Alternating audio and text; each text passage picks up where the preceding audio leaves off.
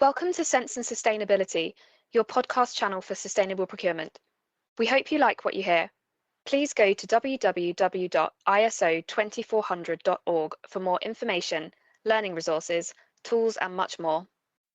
Hello, I'm Shaun McCarthy, Director of Action Sustainability Community Interest Company. This is part two of our podcast with Bob Willard from Canada, where Bob's going to talk to us about his thoughts on sustainable procurement and best practice. Just as a reminder, Bob does use slides as part of this podcast, and you can view the video version through our website if you want to choose that, so you can see Bob's slides and get the full experience. Welcome back, Bob. A few years ago, Wal Mart, for goodness sakes, sent out a questionnaire to their 100,000 suppliers all over the world. Do you know this? To me, this was amazing. 15 questions, right? 15 questions about energy and water and greenhouse gases and a couple of social things about how they're treating their employees. Walmart, for goodness sakes, asking those questions. Interesting. Anyway, so they sent out this questionnaire, and they asked all of their suppliers, big and small, around the world, to fill this thing out and send back their answers. And a couple of their big customers, like Procter & Gamble, said, just a second here. You don't have any right to ask us about that. You can ask us about the products that we sell to you so you can sell them to others. And that's fine. But you're asking about us as a company. It's none of your damn business. You're not a government. You can't ask us about that. I mean, no, we're not going to answer this. And Walmart said, basically, hey, totally understand. And if you're not comfortable filling out this questionnaire, you don't have to be one of our suppliers. And all of a sudden, Procter & Gamble thought this was a heck of an idea. And the following year, they sent out a 12-question questionnaire to their 80,000 suppliers, basically asking them the same things. So when you get big buyers getting excited about this stuff and starting to ask their suppliers how they're doing and scoring their suppliers on how well they're doing on the things they're asking about, magic happens. And that's where the power of the public purse is a huge market force that I think we need to exploit. About 15% of the global GDP is spent by public sector procurement. Yeah. Massive, isn't it? That huge purchasing power can really move mountains. Well, our website is iso2400.org, and we set ourselves up when the standard was first published as a social enterprise. So we're very much about sustainable procurement, but we kind of, the locus of what we do is the standard.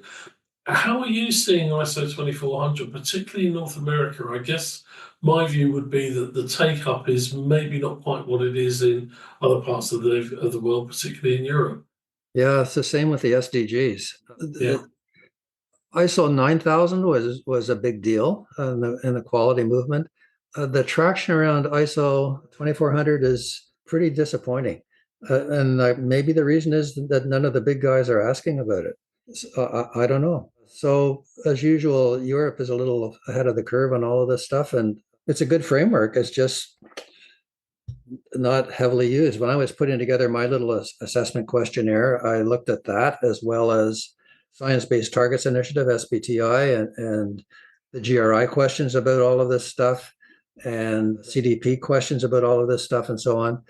So the questions that are being asked, or the things that are being asked about in ISO 2400 are great. Nothing wrong with them. But for some reason, there hasn't been much take up. What do you think is happening with that? Why aren't more companies picking it up? I guess lots of reasons. There is, the standard's been around for 7 years now. It's not exactly new. I am seeing more traction now and more momentum, particularly in Europe.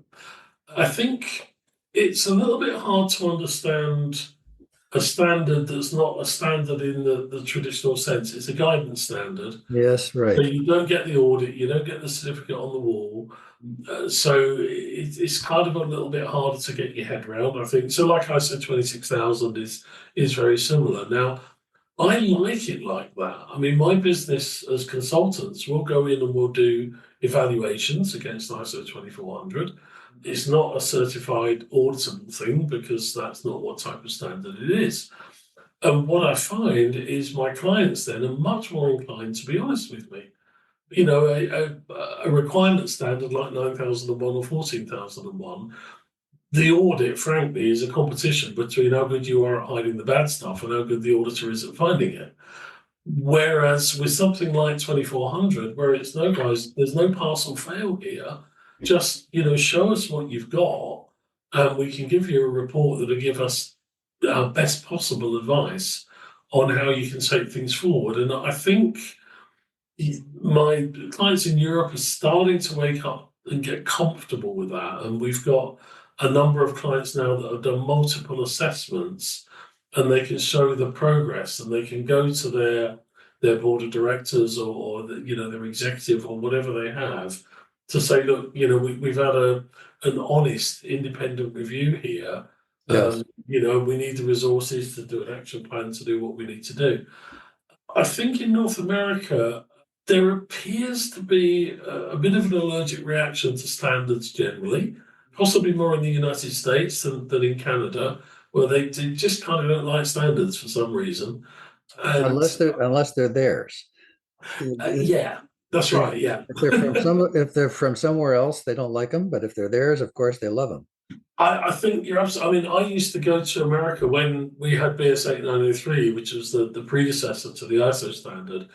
And I learned very quickly, do not go to the United States and advocate a British standard because they'll run you out of town with a shotgun. Right. So I used to call it a strategic framework. And they go, oh yeah, strategic framework. Yeah, that's cool. Don't even mention the word standard. So I think some of it is about the language that you use. We're just in the process now of taking our supply chain sustainability school to the States, and we're going to be launching in January. And we're learning very quickly about some things that you kind of say and don't say in America, and expressions that you use are different. In Europe, we talk about modern slavery. In the States, they talk about human rights as a thing. So social, you have to be a bit careful with that word sometimes and use different language and different expressions. So yes, as you say, I think there is a kind of a United States thing about, if it wasn't invented here, then we're less interested in it. And also because possibly the way that we portray and communicate some of these principles doesn't quite chime in North American markets in the way that it does in Europe. Yeah, this not invented here syndrome is so prevalent. I came across that many, many times in IBM, where we would come up with a really neat approach to doing something in one country and try to get other countries to adopt that same approach. And because it was not invented here, we called it the NIH factor, the not invented here factor. Yeah. And in the US, it is really, really a big deal. And in fact, I think that's why the SDGs are not getting much traction in the US, because they're the United Nations. There's a UN framework. It's not their framework. Yeah. And also SDGs are actually kind of hard for most businesses to get their heads around. So the language, the frameworks, the mindsets that we appeal to are different in different jurisdictions. The acceptance in Europe of leadership from governments is very, very different than the acceptance of government leadership in the US and in Canada to some extent as well, but especially in the US. Small government is good in the US, despite the rise of the democratic wave that's happening right now, which is fantastic. But in Europe, a government can say, you will report, and you will. In the US and in Canada, there is no mandatory reporting on anything on sustainability. So very different mentality. Speaking of which, I've got to show you something I just did. Yeah, please do.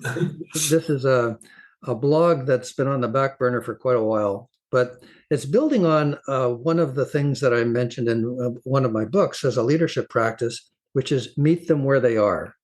And you just talked about that in terms of the language that we use, the terminology that we use their language, use their terminology. And I'm starting to realize that we need to be smarter on some of the strategic frameworks that they are using, because they were taught about those in business schools. So let me just show you that.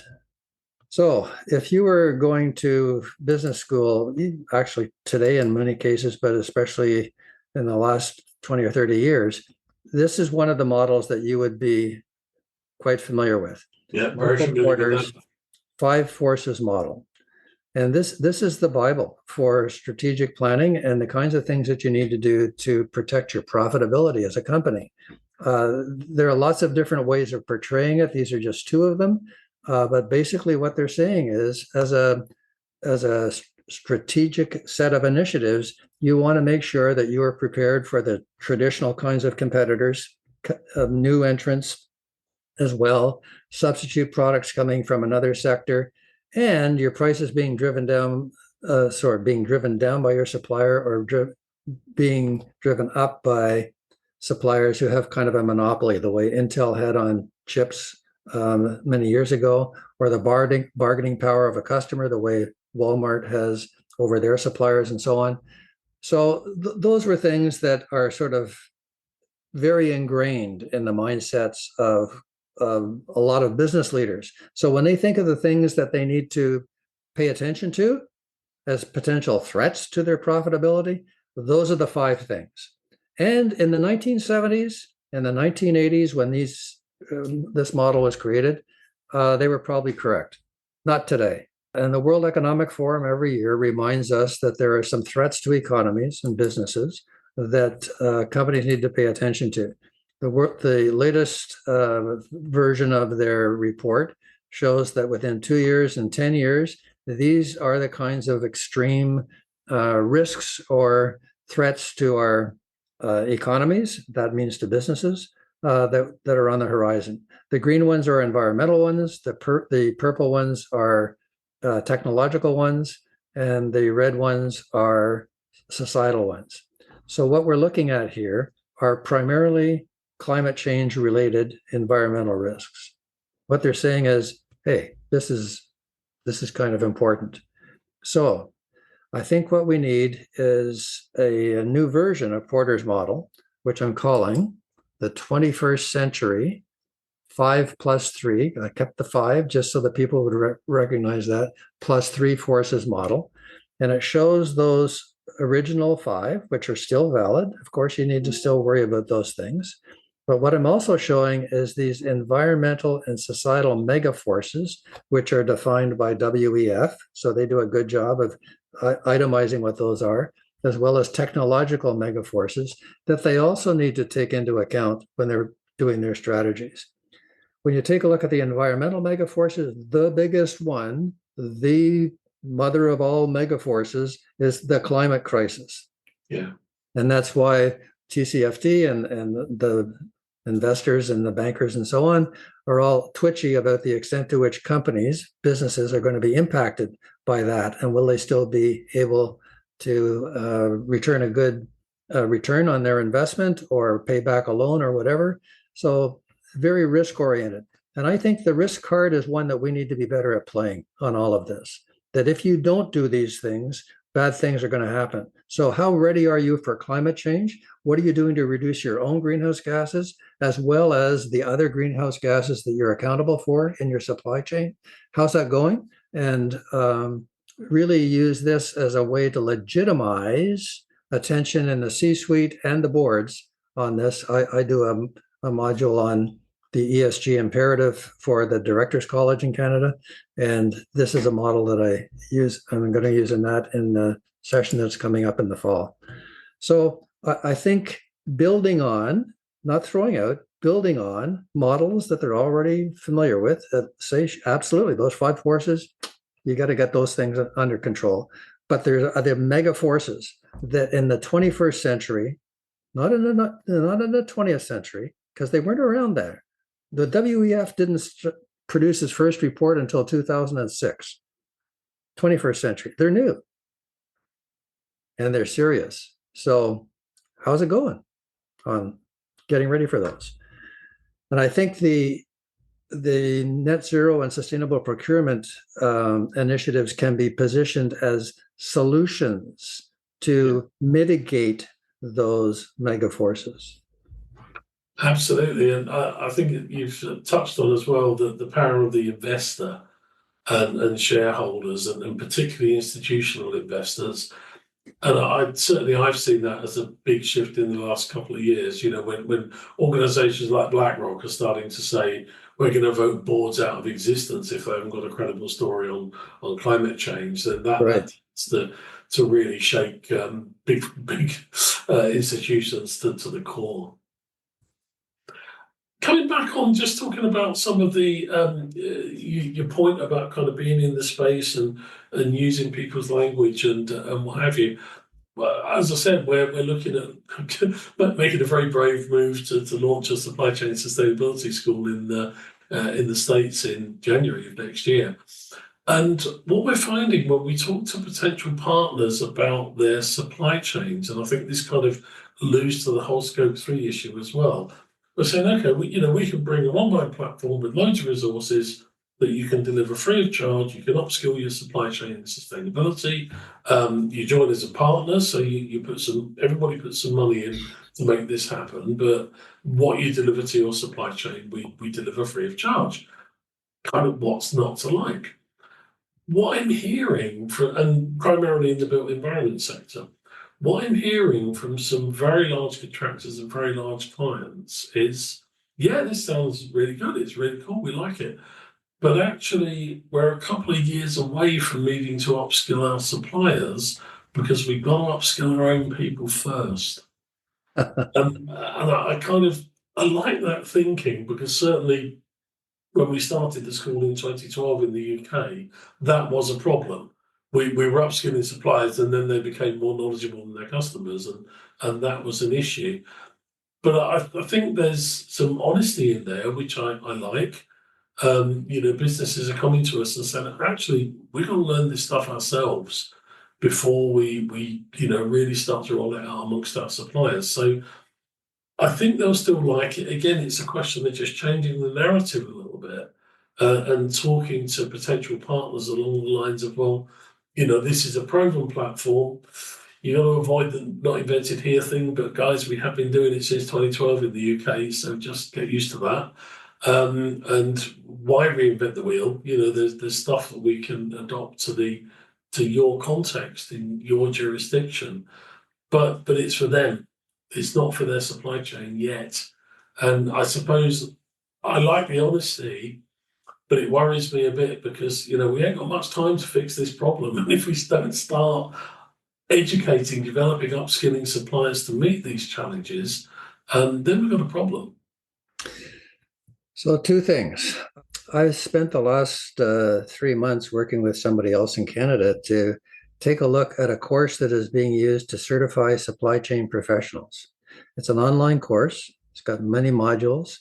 The first 2 modules have reference to procurement as part of the focus of supply chain professionals, but it had nothing in it about sustainable procurement. So we have just finished updating that course, upgrading the course, frankly, to include sustainable procurement in that discussion about procurement for supply chain professionals. So that means that they are going to be more educated in all of this, but that doesn't mean that they shouldn't be still partnering. In fact, we really encourage it with the sustainability professionals as well as the client departments in their organizations on all of this. And the need for collaboration and cross-functional teamwork on this topic is really, really strong. Somebody from finance, someone from sustainability, someone from procurement, and someone from the client. at least those four and perhaps others. So when you talk about the training, it's training that is needed by all of those parties on this. The fundamentals they all need to get, and then more detailed aspects of it depends on who they are. I'm also on the faculty of something called the Sustainable Procurement Fellowship, which is run by the Canadian Business for Social Responsibility Group. That's a 10-week program, 10 hour and a half sessions that we do. I do 2 of them, and it's intended to help the procurement folks and the sustainability folks learn more about each other's activities and focus and work together on implementing sustainable procurement. I don't think we should ask the procurement people to become sustainability gurus. I think that's still the jurisdiction of the sustainability department in most large companies, but they need to be able to tap into that expertise in an appropriate way for depending on the tender that's going out. So when you talk about doing something in the States, are you partnering with an organization in the States when you're doing that? We're going to do it. We are working with other stakeholders in the States, but we're actually going to run it ourselves. We've had some experience running a school in Australia through a partner, effectively a franchise arrangement, and that hasn't worked very well. We launched a school this year in Ireland, and we decided to run it ourselves, and it's really flying. It's absolutely murdering all of its KPIs, and it's doing really well. So yeah, the plan is to run it ourselves. What we're doing is we're engaging with experts in various aspects of sustainability in the States. A very good old friend, Josh Jacobs, who's at WAP Sustainability. They're really into EPDs and embodied carbon and all of those things. We're going to be working with them. There's a number of other organisations we picked up on where we'll tap into their expertise. But basically, we're going to run the platform ourselves, and eventually, as it grows, we'll probably set up a business in the States and start to employ some people. But right now, the plan is to run it remotely. And we've got a number of partners signed up, including one that signed up today while we were having this call, which I was delighted about. And we launch in January. So yeah, it's going to be a hell of a challenge. But and I think the context and the need for it is slightly different to what it is in Europe. In Europe, where it's all about supply chains, I think in the States initially it's going to be a little bit more about having a common education platform around sustainability. Because you're absolutely right. I like the point that you made about you can't expect a procurement person to be an expert in everything.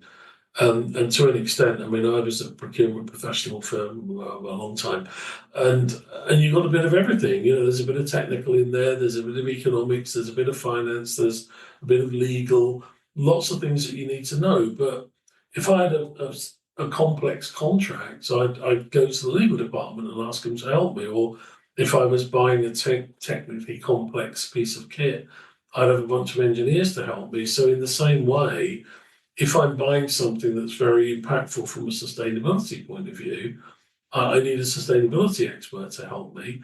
What I need to know as the procurement person is when to ask for that help. So I need enough knowledge to be able to get some support. So I hear what you're saying about the effort you made in Australia to partner, but I really encourage you to at least rethink what a good partnership would look like, because it comes back to what we were saying before. You're not from the States. No. You're from somewhere else. In Scotland, you're close enough that's okay. I mean, you're from there. But I'm on the board of SPLC, and they've just gone through a change of CEO, and they're very interested in exploring partnerships. They've been burned a couple of times as well, so everybody has. But if there's a win-win way of doing this, I think they would be willing participants in that kind of experiment, just to see how does this work? Are there other things we could do together? Should they be telling their members about your offering? Is that going to detract from the things that they do? How might this work? And yeah, I don't see. We know the guys at SPLC very well, and through our not-for-profit, we do share information and knowledge. So I don't really see it as a competitive thing against SPLC. It's a very different proposition. So I think you're absolutely right, Bob. I mean, maybe not. This bit isn't for the public domain. We ought to have that conversation with them. We do know them. So we ought to have that conversation at this stage. But well, there's been a lot of change of personnel. Sarah O'Brien Yeah. isn't there anymore. That's right. But Chris Spriano is the lady that sort of was the interim CEO, and she's now gone back to her job on programs. And she's fantastic. She's the one. Yeah, we know Chris. Yeah, absolutely. We do. And as you know, I was over at the conference, not this last year, but the year before in Atlanta. Right. And we got to know the people well there. So yeah, we're certainly open to. When I say we run it ourselves, I mean fundamentally, yes, we will operate the software, the platform, and we've developed a lot of the content. But what we're doing is we're hiring in American peer reviewers to say, look, we've done some research, we've Americanized this e-learning module or whatever the best we can. Now, can you take a look at it and tell us really what we need to do? And we will be working with local partners, for instance, to deliver workshops and events and that sort of thing. So it's, yeah, when I say we're doing it ourselves, what I mean is we will operate the business ourselves in partnership with a range of other organizations in the US. We're in the process of finding. That sounds great. And the Sustainable Procurement Pledge, SPP, you're connected with them as well? Yeah, we are. Yes, we know them well. In fact, the Ollie Hurry, one of the key guys in SPP, is married to the lady that to Hilary Hurry, who works for us, and she runs the supply chain school in the UK. And both of those guys used to work for my co-director in Hepsonstall. So yeah, we and again, it's a different thing. We're very much complementary. A number of our people gave presentations on World Sustainable Procurement Day, including myself. I did a virtual session for their event. So yeah, we very much kind of link in with those guys as well. It's a small world, isn't it? Isn't it? It's amazing. We just had a chapter of SPP open up in Canada 3 months ago, I guess it was. Yeah. And they are obliged to do 4 education events a year. And they had me do the first one, which was talking about my toolkits and so on that are free and open source. And because their business model is free membership, it seemed appropriate to talk about those things. And the people in charge are really, really good.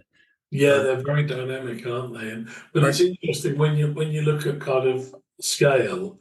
In supply chain school in the UK, we delivered 400 events last year. Wow. More than one a day. There's always something going on in the school. And since the pandemic, actually, a little bit like you were saying earlier about it making it easier to stop flying, we had to turn everything over to virtual, obviously, almost overnight. And we've never gone back. It's been a fantastic success because you can deliver so much more. Yes. We have our annual summit, and we have 3 or 4 kind of big face-to-face events each year. But everything we deliver in a virtual environment. So yeah, something like 400 events a year. We have 130 learning modules now, and thousands of resources. And what we found in Ireland is we converted a core of those resources for the Irish market, and then we're building from there other resources as we go. And the plan is to do the same thing in the States.